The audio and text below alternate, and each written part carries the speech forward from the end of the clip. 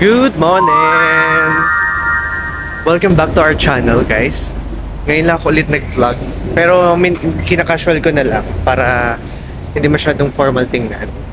So ngayon ay papunta nga tayo ng La Union. Hindi ko alam kung paano kayo edit siya ng either mauuna ba yung montage natin o mauuna yung pagsasalita kong ganito. So talagang ika-casual vlog lang natin para hindi masyadong OA, okay? So, tingnan nyo na lang kung paano kakalabasan. Hopefully, ma-execute ko kung anong gusto kong mangyari.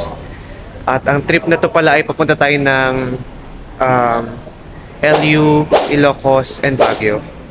So, mamamatay talaga tayo. Buti na lang dalawa kaming driver. So, pagtutulungan na lang namin kung paano kami makakalibot ng maayos. Okay, ihi muna kami. Mamaya-maya na lang ulit. Nasaan ang CR? Okay, bye.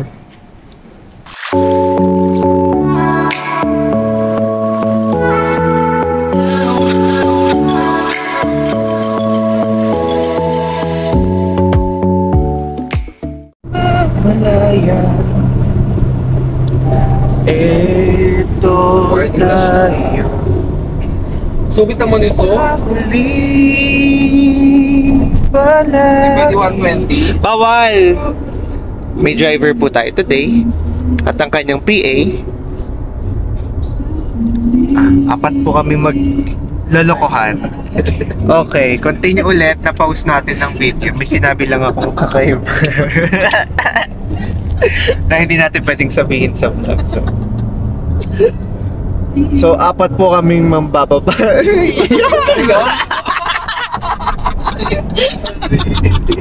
Ayun na lang guys. Bisa kayong bus dito, no? Kasya pa naman yung pera ko eh. Kasi ko lang mamaya. Apat po kami maglalaon yun. Teka, cut na nga natin.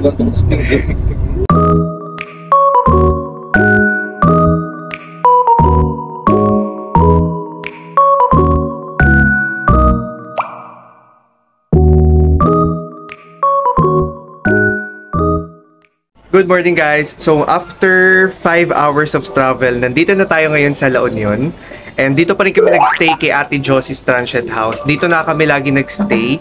Simula nung una kami nagpunta dito kasi aside sa napakalapit nilang sa Tavern by the Sea, is sobrang okay nung place and at the same time, hindi siya ganun ka-pricey.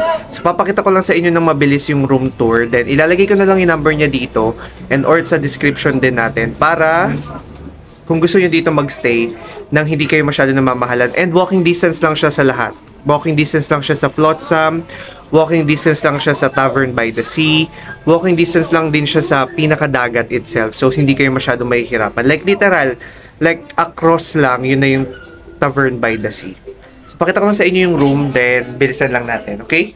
Ko alam kung makaka-copyright tayo. Pero laksa ko yung boses ko para hindi marinig.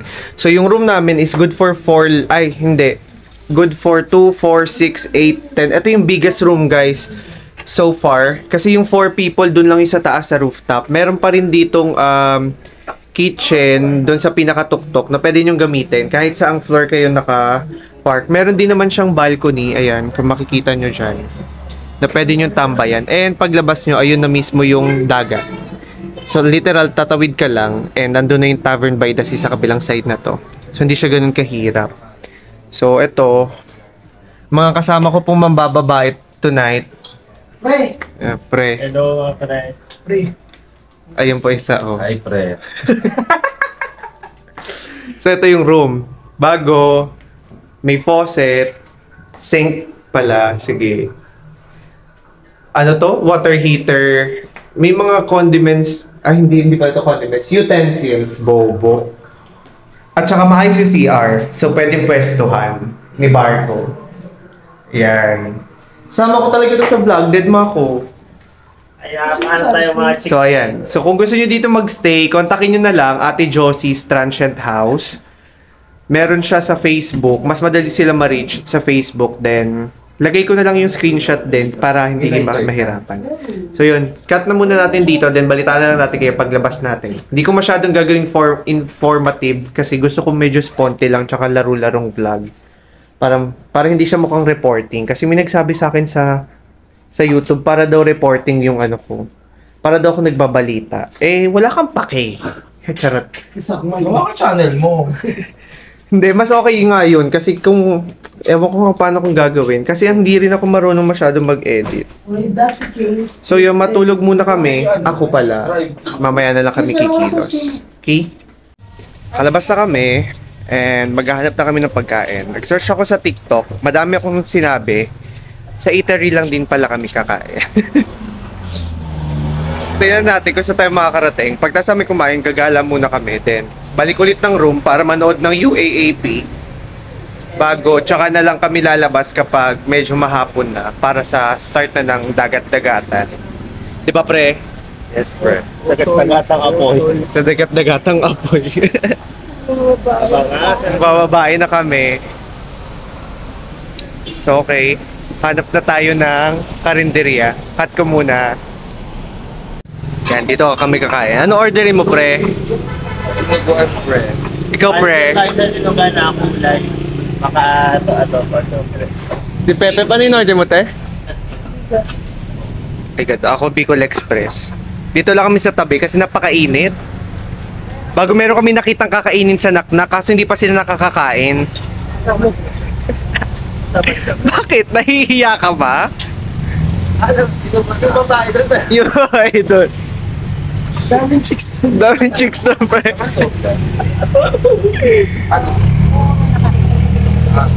O sige na, mamaya na lang.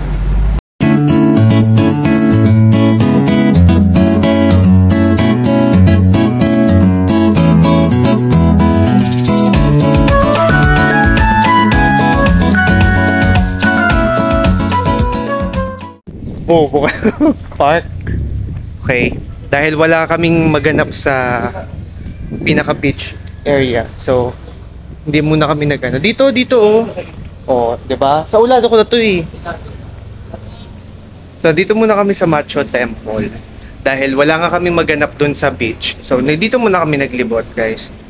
Gagawin lang natin tong casual. Ito mga pwede yung side trip dito. Napakarami nyo pa pwedeng gawing side trip. Pero, since ako hindi talaga ako gusto ko, hindi ko talaga gustong mangitim. Kaya, hindi ako din nag-suggest na magpunta pa dun sa Tangidan or Tangadan Falls. So, ito pwede tayo umakyat. Konting montage lang din. Hindi na ako masyadong maglalagay ng masyadong maraming clip para baikli lang din yung vlog natin.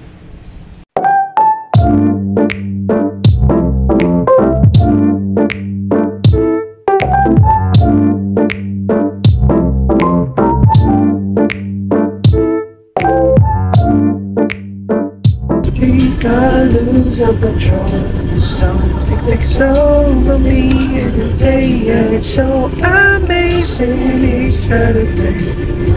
Okay, another side trip tayo dito sa Pindangan Ruins. So, tatry natin basahin kung ano yung history behind this. Pero, tingnan muna natin. Kasi may Carmelite Monastery. Pero it looks like ano siya, ruin siya ng simbahan. So, montage lang natin din, bilisan na natin.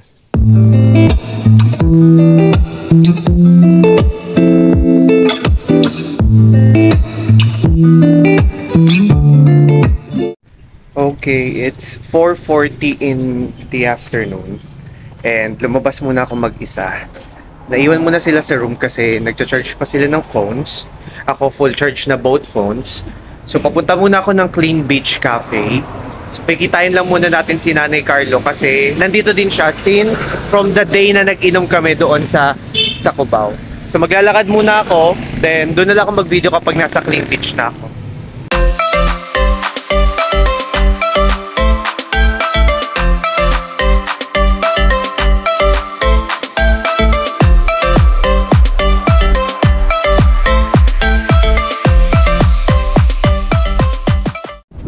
Bale, nagkita-kita na ulit kaming apat.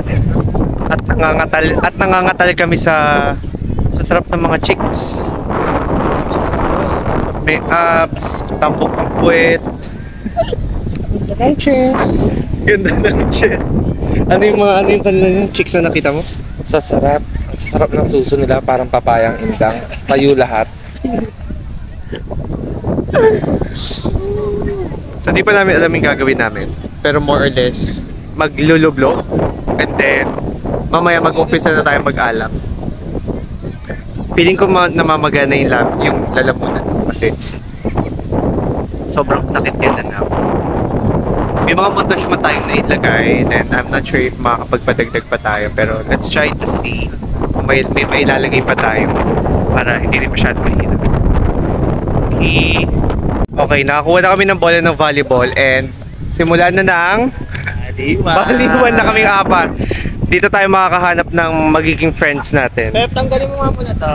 So, mag-video lang tayo. Check natin sa GoPro kung makakapag-video. Then, yun na lang yung gamitin nating video mamaya. Hello guys, kung nakita niyo naman yung video kanina, talo kami ni Pepe, pero nanalo naman kami ng isang set sa Ribanse. So now, nakabalik na kami dito sa room. Nakaligo na rin kami and all. And nakaready na rin kami for our outfit para sa party and sa dinner. Pinapanood lang namin yung third set ng UST versus NU and then paalis na rin kami dahil ako rin yung huling nag-prepare. Titingnan natin kung makapag-video pa tayo kapag kumain tayo. And then, i-check na muna natin kung saan kami pwede kumain. Actually, inaay namin sa LU Inasal. Pero titingnan din namin if ever na mas mura and mas masarap sa mga karinderya. Sobrang tipid kami if in terms of pagkain kasi meron pa kaming Ilocos and meron pa kaming Baguio. So balitaan natin kayo and hopefully makapag-video pa tayo up until makapag-party tayo kapag hindi tayo nahiya. Pero if ever man, tatry natin mag-sneak in ng clips and then mag-voice over na lang ako kapag sinipag na. Mamaya na lang ulit.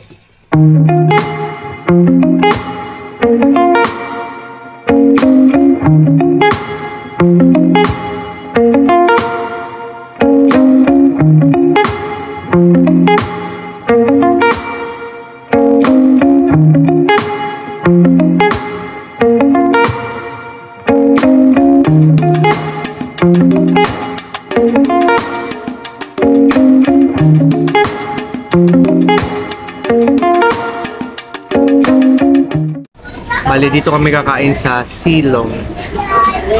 And ang in-order namin ay silong sisig. Ano in-order mo ko? Di ba sabi ko sa'yo, ilaban mo yung ganun. Sorry, may nakita kasi kami na naka-net lang. Naka-net din kasi si Lorwin. Ano order mo? Sisig, humba. Sa'yo ay? Bagnet. So, video na lang natin yung food namin mamaya. Yung sabaw daw masarap. So, let's see kung anong verdict natin dito sa Silong.